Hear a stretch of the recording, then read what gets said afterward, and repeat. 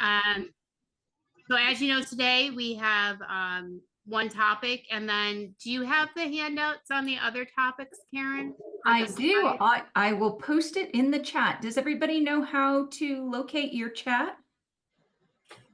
No.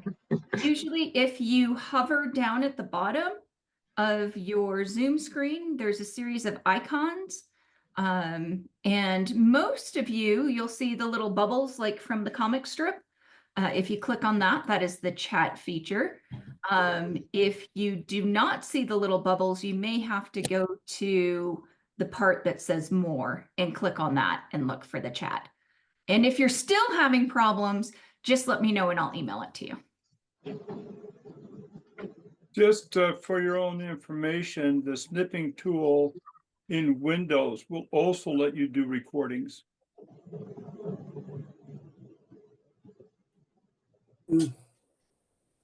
Okay, well, I can't see that and be on Zoom at the same time, so I'm going to be looking. So what we're doing is next month, our fourth Wednesday for both November and December are on holiday, either a holiday or the eve before a holiday. So I was thinking if we could possibly move it to the third Wednesday, if Karen, we could do that. I'm wondering if that would work. So that's why it says to be determined as far as the dates. So in November, we're going to be talking about all of the different Kiwanis international resources and where to find them on the actual website. And then in December, we're going to be talking about the new initiative from the Kiwanis Children's Foundation, which is called the Possibility Project. And we're going to talk about that and the grants. In January, we're going to talk about resolving to build your membership. So creating a club membership plan. In March, it'll be about the district foundation and their programs and grants. And then in April, we're going to be working with meeting the new Key Club and new CKI district leadership. In May, we're going to work on tips and tools to tell your Kiwanis story. So basically some PR and how you can get that out there. And then in June, we're going to talk about planning for your club's excellence. So your club's plan. And then in July, getting ready for back to school with your SLPs, your service leadership programs. And then in September, we're going to talk about hosting a club open house. So those are the topics that we have right now. As we go along through this year, I'm sure we may end up coming up with some additional, not topics, but things that we may need to talk about. But that is what our plan is so far for the year.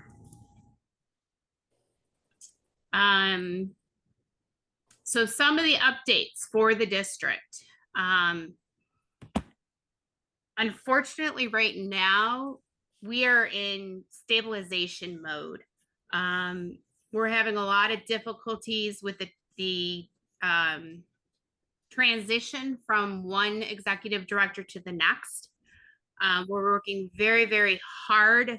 We're putting in lots of long hours, trying to get bank accounts open and get all of the email stuff up and running and getting just everything ready.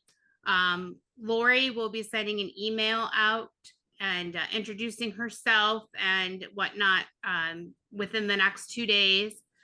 And we're basically starting from scratch. So you guys will have to have a little bit of patience with us as we get everything gathered together and stabilized and just kind of not a normal situation for most of us. But you will be getting more information about my whereabouts and what we're doing. And hopefully we'll have all the updates and everything done by, I'm hoping December 1st, because Lori has training on next Wednesday. And then she and Erica, our governor-elect, both have training in Indianapolis next month. They're actually leaving like the 6th and the 8th. So hopefully we'll have better updates. right now, their next thing is to go into the educational component. We have a lot of clubs in the district right now that have foundations that handle their charitable giving and service. And many of those foundations receive their 501c3 exemption under and as a subsidiary of the Southwest District of Kiwanis Foundation exemption. And last year's revocation of the foundation's exemption had many clubs looking into options for obtaining their own 501c3 exemption. The issue is a complicated one, so that for this first Wise Wednesday, we've brought in some professional help. Joining us this evening is Christy Velazquez. She's with the Arizona Federal Direct Tax Service. Cindy has been in the accounting industry for the past 20 years. She prepares returns for individuals, families, corporations, and nonprofits, as well as providing the IRS and state audit support for the same. She has years of experience working for and with nonprofit organizations in matters of both formation, tax compliance, fundraising, and much more. Please help me welcome our special Wise Wednesday guest, Cindy Velazquez.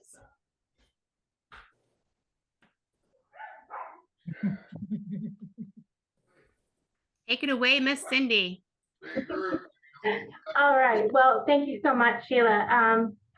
Well, tonight we're going to talk a little bit about your formations. I know not everybody will need assistance with this. However, when it comes to having a formation of your nonprofit, there are so many different types of nonprofits out there that we work with from a day-to-day basis. You have your simple 501. You have a 501c4, 501c3. It just goes, the list is too long. And so many of them have benefits beyond measure in each category.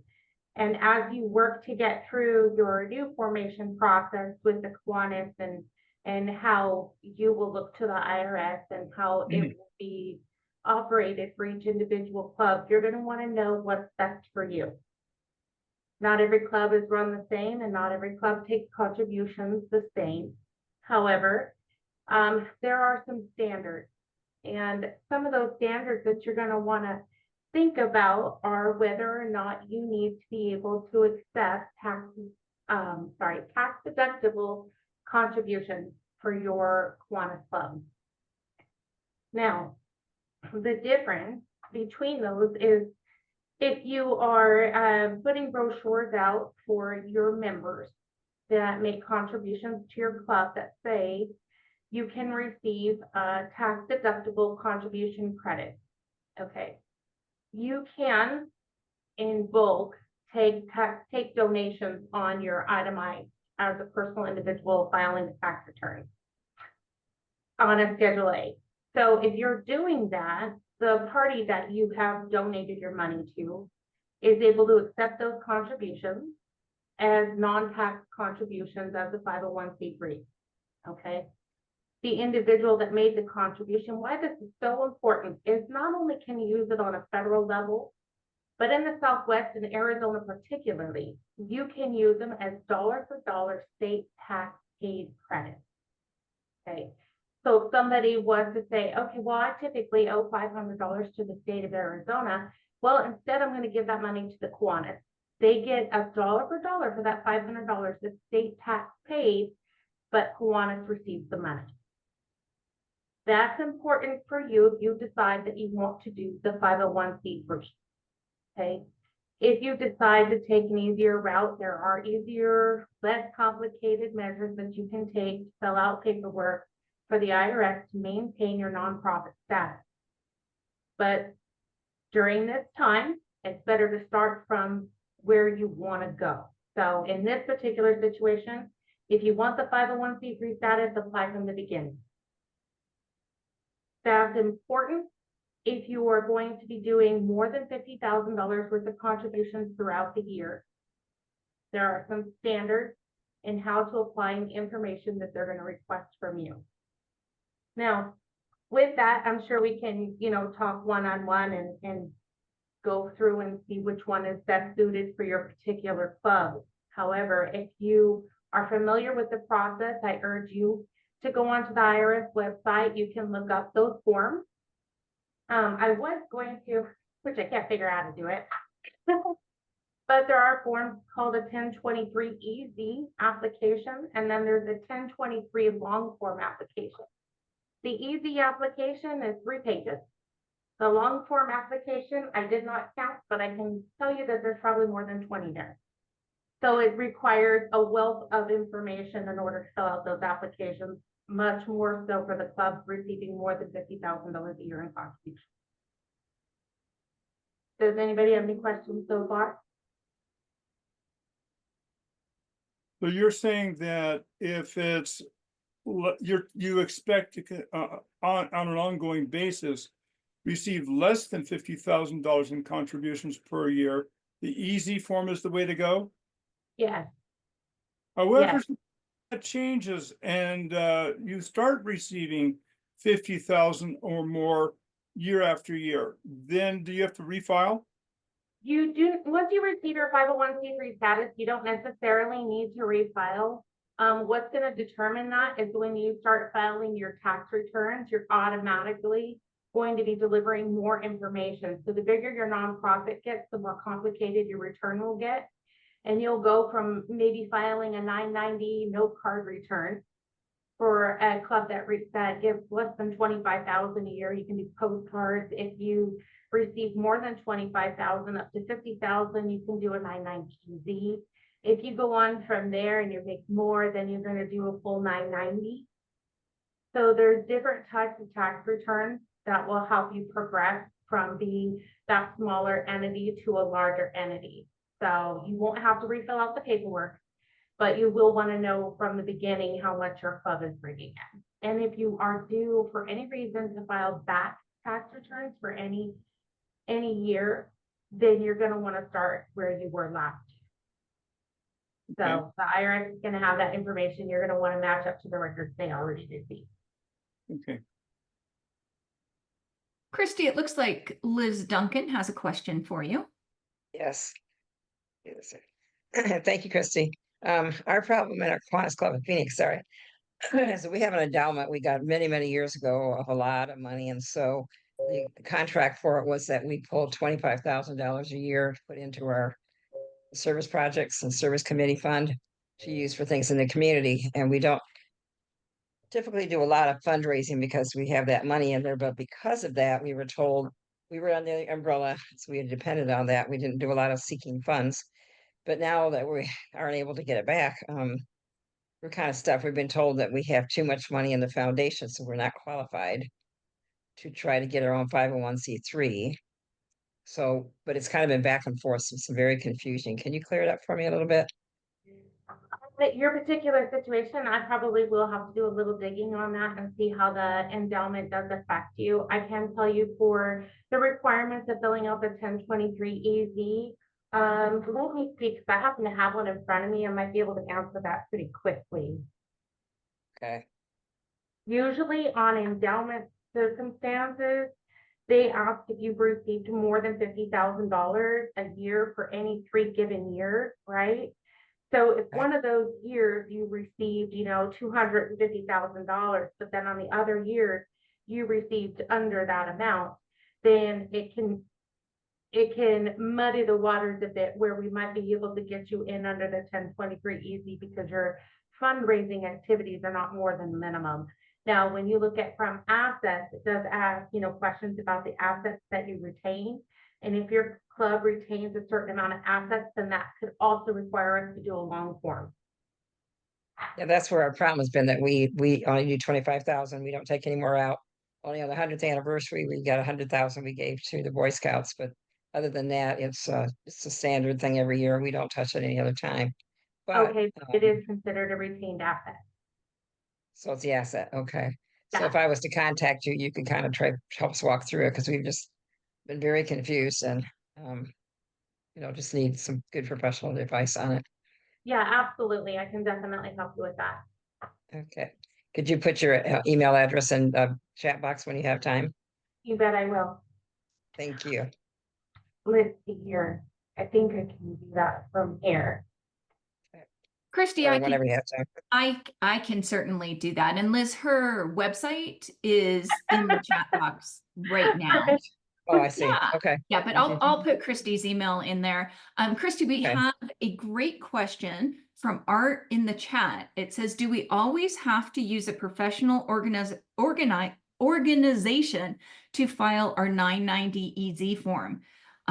We could not file any other way to download the instructions or forms because the IRS says we must use an authorized or recognized company to file a 990. Yeah, there are some filing regulations out there when it comes to nonprofit organizations. However, I am not going to say that you could not find a software to probably do this yourself. Okay, there may be some software out there. You would have to check into it. I have not looked to see what's out there for consumers to use. I myself I'm considered an ERO, which is an electronic return originator. Just fancy way of saying the IRS has my fingerprints on file and I can handle people's information. So from there, it allows me to go ahead and file those 990 returns in all forms that they come in. So they used to allow paper forms to be mailed in. Due to some state regulation, it requires a lot of that being e-filed nowadays. Over the last, I want to say 7 years, they've gotten a little bit more complicated and not allowing people to file a paper. Everything is streamlined through the e-file transmitted. So if you're looking for assistance, I encourage you to educate yourself when it comes to filing the 990s, even though you can't file them yourself. You absolutely can review the documentation online and see what's required of your organization and what you need to file. It's always helpful to know what you're walking into when you walk into it, so you know the qualifications of the individual that you're working with to file your return. Ultimately, the responsibility lies on the person that is filing the return, not the preparer of it. So it's always good for your organization to understand why you're filing, what you're filing, when you're filing. Bob, it looks like you have a question. Yeah. Okay. I've been the treasurer for the Chandler Club for since 2014, 10 years, and we've always done. It's called a postcard filing. And Chris, you've been talking about the 990 EZ.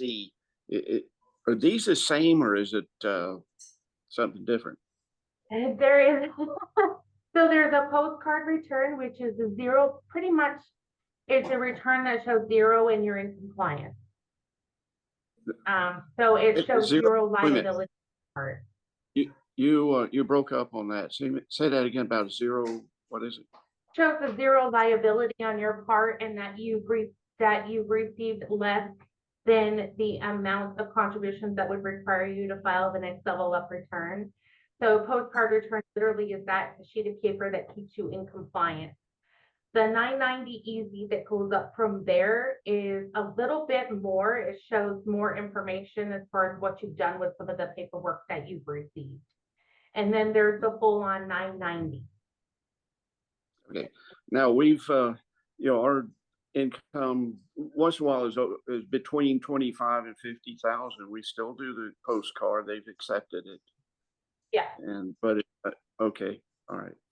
Yeah. And you said something before about between 25 and 50,000, but maybe I missed it.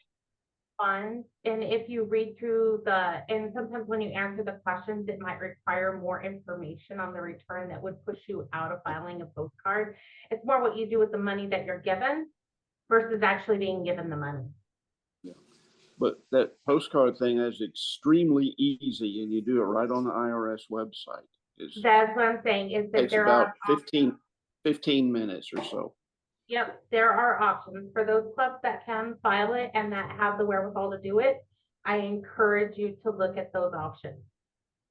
All right. Now, the application to acquire a 501c3, if you do need to acquire it, is something completely different than filing your 990 return. It's in addition to, and it does require a lot more information for that part of it than it does to actually file the 990.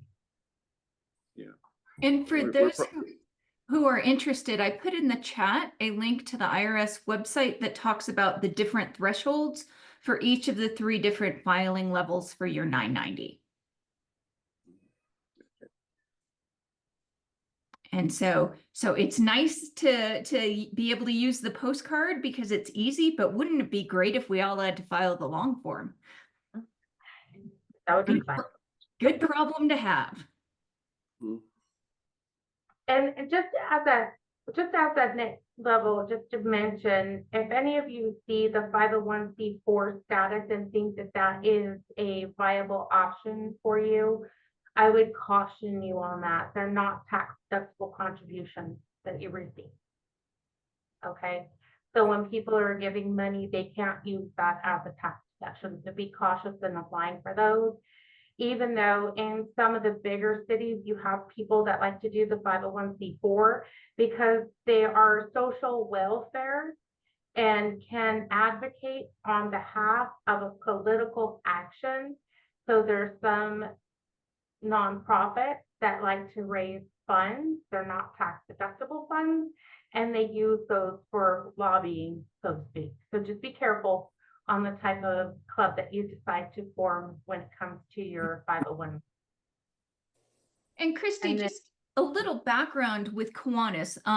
Most Kiwanis clubs, when they are formed as 501c4. So they are nonprofits, but like you said, they do not receive, if you make a donation to a Kiwanis club, a donation to a club is not tax deductible from the donor.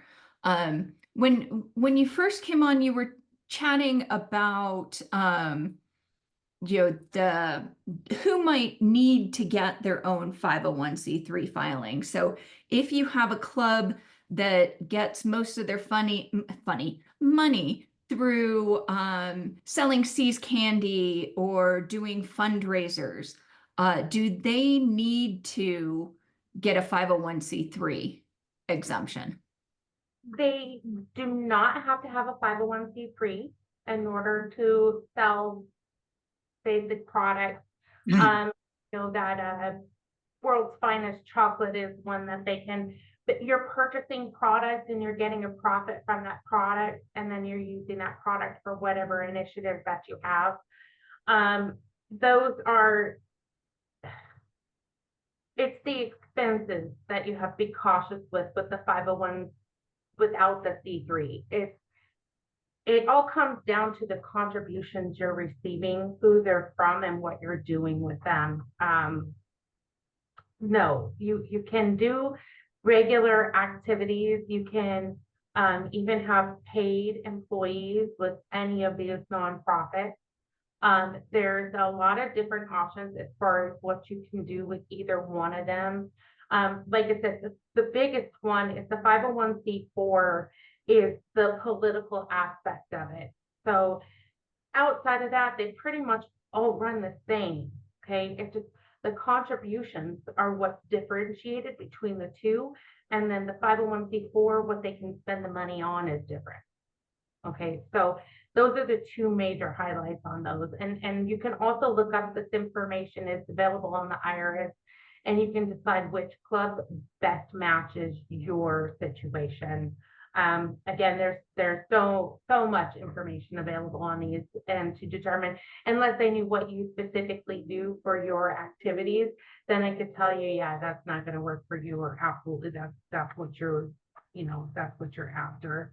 But I could tell you, if you're under the 50,000 a year mark, then I would encourage you to consider the 501c3, because it gives you a little bit more option for people that you have both in your club and people that you talk to on a regular basis to make tax deductible contributions to your club. It gives you a lot more leeway to raise funds. Okay, and what you do with those funds as well.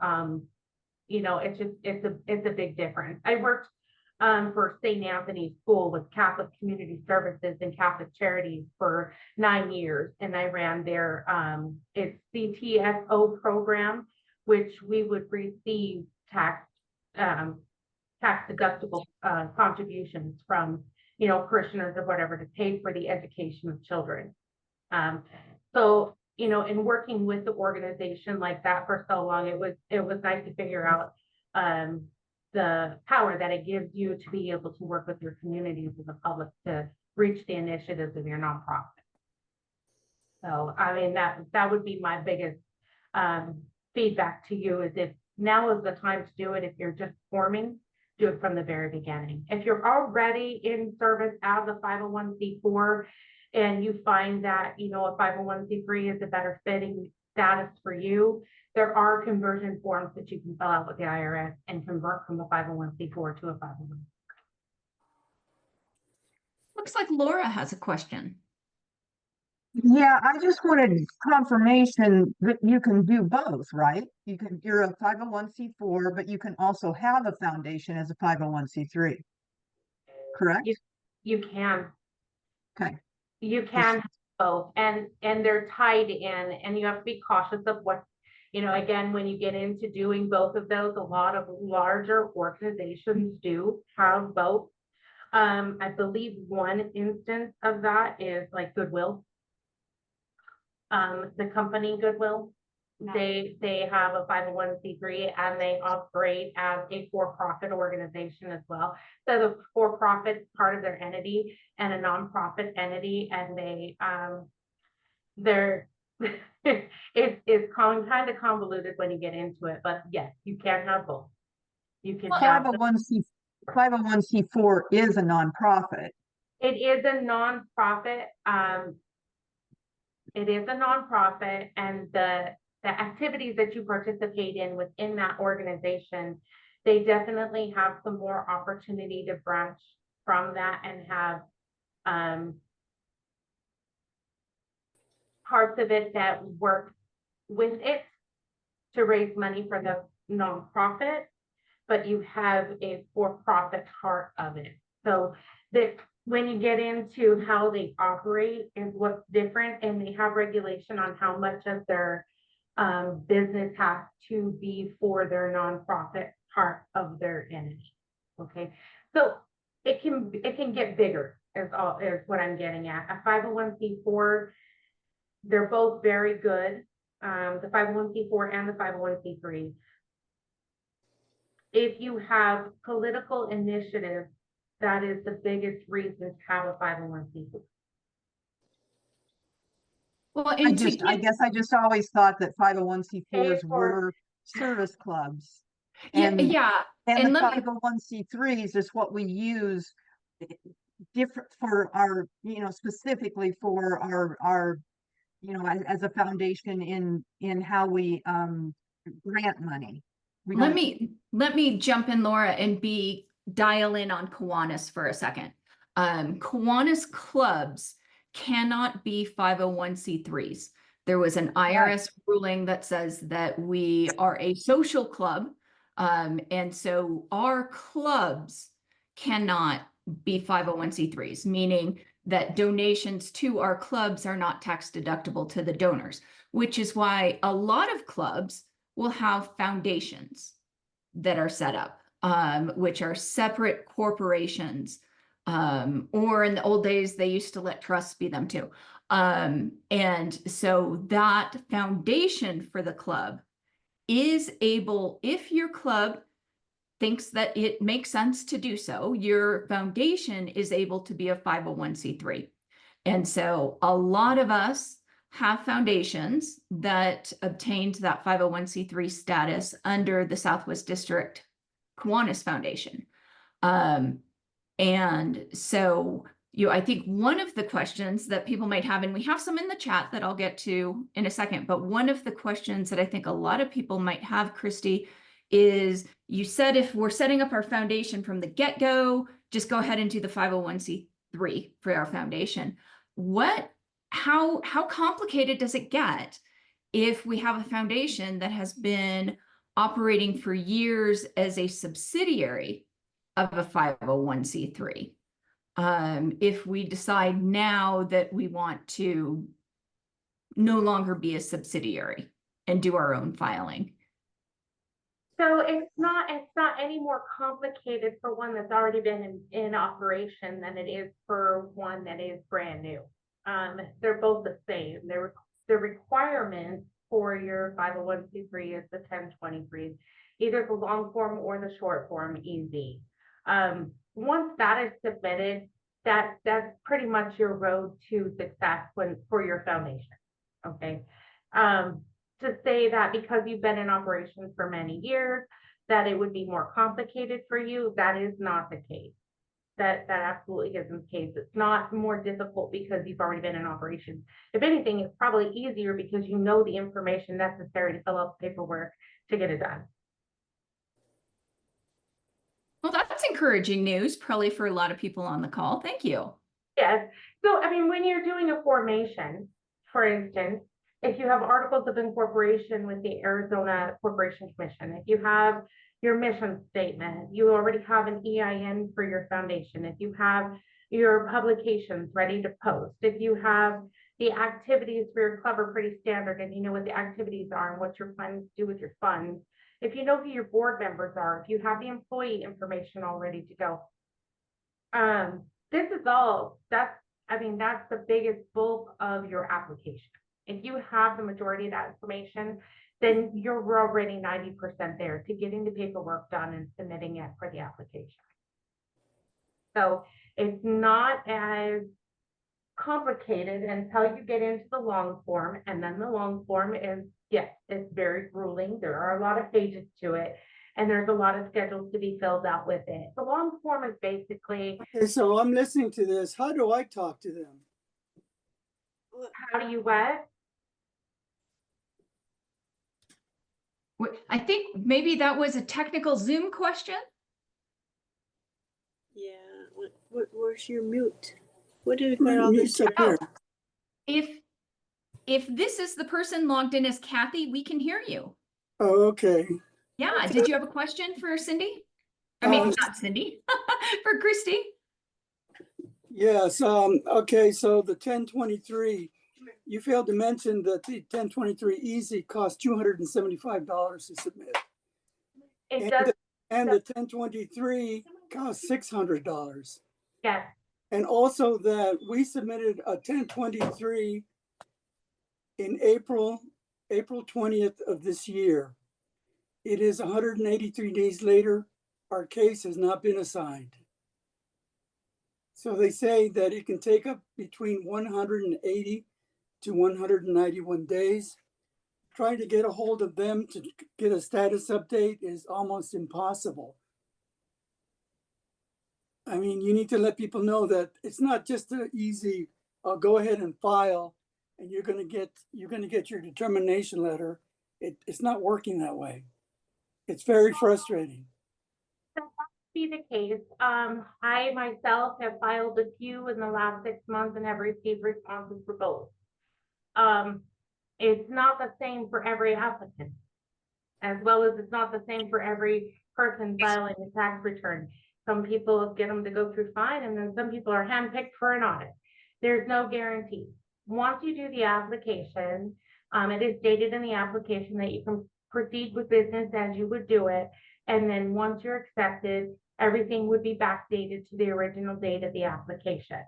Okay, so I'm sorry, but you're the type of. I requested it to be retroactive to the initial formation of our 501(c), which was 10 years ago. You may have a unique situation there. Well, I mean, basically, we've been filing 990 since 2014 when we were established as a foundation, and we've never had any problem until we got this, and no one seems to address what is the latest. The last time I got a letter from Jim Sowers, it was in April. So what is the latest update on the status of the Southwest District and the clubs that are underneath it? Yeah, so I saw that was a question in the chat. And we do not have Jim Sowers on this call. Bob, who had just stepped away, so Bob is right back. Bob, do you know, can you let folks know, I know there was an email that was circulated updating on what has happened with the foundation's 501c3 status. Do you have any current reports for everybody? Well, the big foundation, the Southwest District Foundation, that has been restored, and all of the the ones under the umbrella. That's a big question. It does not show you as revoked if you bring up your own thing on the IRS website. And I've done that a couple of times with my club, and it doesn't show it. But just recently, some more letters came out saying that you're still revoked. This is I don't know if you all can see it. This is a page which you can bring up very easily on the IRS website. And this is one for the Chandler Club. And it says nothing about us being revoked, having our status revoked. Okay, but we're working on that, trying to get this thing resolved here, and it's hopefully we're going to hear something in December, is what the latest I heard from Jim Sauer on this.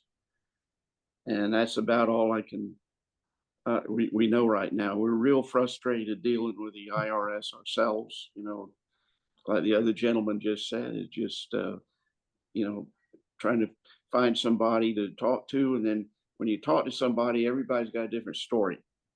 So that's where we're at. We're encouraging people to go and do your own 501c3 and not be under the umbrella. I think Christy might confirm this with me, but the IRS is shying away from this umbrella business. So I have a comment. We're the Glendale Club. We've been under the foundation also. I did receive a letter from the IRS last week that says we are revoked, that the subordinates have not been reinstated. And I talked to Jim Sowers about it because it's cost me a lot of money and donations not having this 501c3. And so I talked to him a week or so ago also, and he said, yes, that the, foundation was reinstated, but none of the subordinates. And I literally got a letter from the IRS saying it was not reinstated. So we're out in out in limbo right now. So I want to start my own 501c3. I'm done with the foundation. So at Chandler, we're continuing on business as usual with holding this form up to people and showing them what we have here. And it states on another form that you should continue business as usual. So this is Nancy Dominguez. I have a question. We've applied for our own 501c3. We're in Lake Havasu, and but from what Christy said, my understanding, we have to have a foundation to have our own 501c3. Is that what you said? Your club cannot be a 501c3, but your club probably already has a foundation, I would guess, for Lake Havasu. Your club does not have a foundation if you have not filed with the Arizona Corporation Commission requesting the foundation status. Correct. A foundation is a separate legal entity from your club. Correct. But you have to go it's not a service account. You have to go through the Arizona Corporation Commission. Correct. And knowing Lake Havasu's history and their bank balance, I suspect Lake Havasu has a separate foundation. Nancy, do you know that? I do not know that. I'm the secretary. I'm not the treasurer, so I don't know all that's been going on. I'm trying to figure it out. But I will check into that then. Yeah. I just knowing knowing you guys, I suspect you have a separate foundation account. And you're saying that your club has filed separately. Yes, uh-huh. We have an accountant and she was going through that process, so. Excellent. I have a note for Bob. Yeah.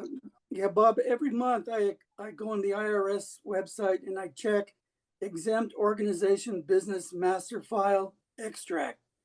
And every month they update it. And our club Mhm. hasn't been in that since I filed the 1023.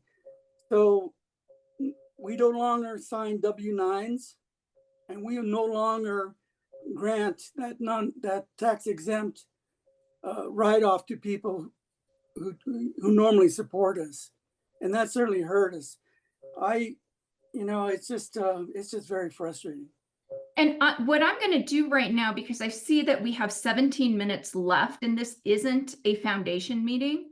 It's to educate your clubs on how to file for their own 501c3 status. So I would encourage anyone who has questions about current foundation status, reach out to Bob, reach out to Jim Sowers.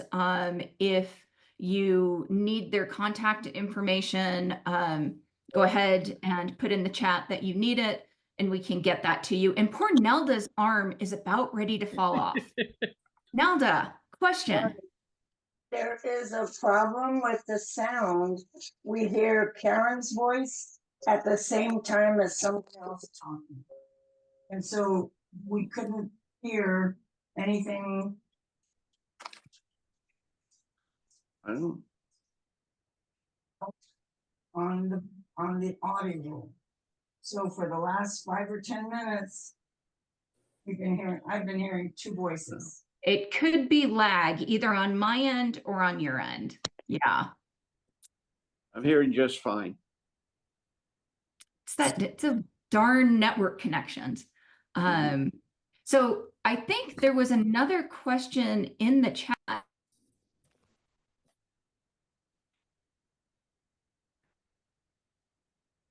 So the question was, can we deposit contributions directly into the service? So this is probably a Kiwanis question.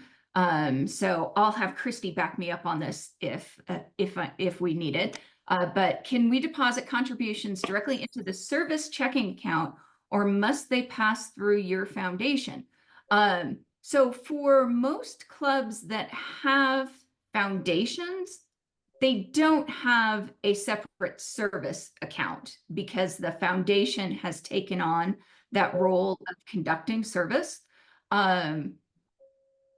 If you have, if your club is receiving money, and actually maybe let me have you unmute and explain under what circumstance your club is receiving money for their service account that is separate from your foundation. Because if it's money that your foundation, that you're out saying donate to us because we're going to do good things, that's probably your foundation. I believe I'm unmuted. You are. Okay, good. Here's the situation. We do have a foundation account at Vanguard. We also have checking account with two separate sub-accounts, one for administration, one for service. And I spent a lot of time last fall when I became treasurer, pulling together all of the historic records of our incorporation and everything else. But and in 2017, the club set up a separate 501c3 with the IRS. But what I'm a little puzzled over is whether that set the club up as a 501c3 or whether it set the foundation up as the 501c3. Clubs cannot be 501c3s. So if you filed, and it depends on what you filed, obviously, but I would go back to your paperwork. Foundations would be a separate corporation from your club. Oftentimes they're called the Kiwanis Club of X Foundation, or something really simple like that. Go back to that paperwork and see what your filing was. But the IRS probably would not have granted your club 501c3 status. And this, So, this, so this is, we would see that then on the IRS website then, if there's. you might, yeah. If you do a search for Kiwanis Club of whatever, it might come up with both the club and a foundation. You could also do that if you're in Arizona. The Arizona Corporation Commission has a business search and you can look for it there. But a foundation like we're talking about here that gets 501c3 status would be a separate legal entity. And if your club had been operating for a while with those service accounts, you may or may not have transferred those service accounts over to that other entity. So this is a good question for Christy. If you have a club that has been operating without a separate legal foundation and you decide, hey, we want to start getting tax deductible donations and set up a foundation, a separate foundation, and get 501c3 status, are they able to just move the money over from their service account to their new foundation? Interesting. Now. But may I let Christy answer that question, please? Well, I have to do some research as far as whether or not that could be a funding contribution. Okay. So that might be something that they can do with that, a contribution from the club to the nonprofit, because they would be two different types of entities. So at that point, then you may be able to do some sort of funding contribution to your foundation. As far as the Corporation Commission is concerned, pretty much any state that you are in, you can look up that state Corporation Commission and look on their eCorp site. And you could pull up, you could just type in Kiwanis and it would pull up anything done under Kiwanis. So if there's foundations for your cities, your club numbers, or if you have some sort of organization of finding out if it exists for your particular club, then you could find it out through the eCorp. As far as the IRS is concerned, you would not be able to look up anything that was done as a business. Most of them are started out as corporations and then they are converted to being a nonprofit with the entity status of 501c3. So with the IRS, you can pull up anybody that has received their 501c3 status. If you are having a great difficulty getting through and getting this accomplished with your foundation and you don't know if it's been accepted and you don't know where your 1023 stands and your application for the 501c3, you can give me a call. There is a form, it's I believe in 8821, if I'm not mistaken, and it is a right for me to contact the IRS on your behalf. If I can do this without falling over myself, yes, 8821. It says that you can also provide me with a power of attorney. I choose not to work under that at this time unless you absolutely need it. But if you want to contact me and fill out the 8821, I would be happy to contact the IRS as a paid preparer to find out the status and what they will require you to find out what's going on with your foundation. So if you need assistance with that as individuals, you can contact me. Would the foundation have to be recorded as a separate corporation under the Arizona rules as well as IRS? Or the IRS is going to require you, if you're setting up a new foundation, to do that with a new EIN number, which is your business entity ID number, kind of like a social security number for your foundation. So if you look up EIN on irs.gov, go to the little search tab, type in EIN, and look at the application status and what you need to do to receive an EIN. You will be able to walk through that process and find out what you will need in order to get your foundation established with the IRS. Once you've established it with the IRS, then you will go to the Arizona Corporation Commission. You will file your articles of incorporation with Arizona, and at that time be requesting for your foundation status or your 501 nonprofit status with the state of Arizona as well. So it comes in multiple steps. That is the best I can tell you, is that once you're established with the IRS, then you will want to go to the state and do the same thing with the state of Arizona so that you could legally operate within the state of Arizona. Yeah, will the state of Arizona then show the respective EIN on the corporation papers there? On the So, Corporation Commission site, yes, they will be Okay. typing it. so if I were to identify two separate EINs, one for the club, one for the foundation at the IRS, but on the flip side, I can only find one EIN recorded at the Which- commission, then I would have a problem. It would depend on which one. Well, that's what I've got to tie out now, because I've got a lot of that paperwork here, but understanding that, how to, understanding, tying out that, that there was two separate organizations, IRS and Arizona. And I mean, I have literally put together my own manual from scratch. And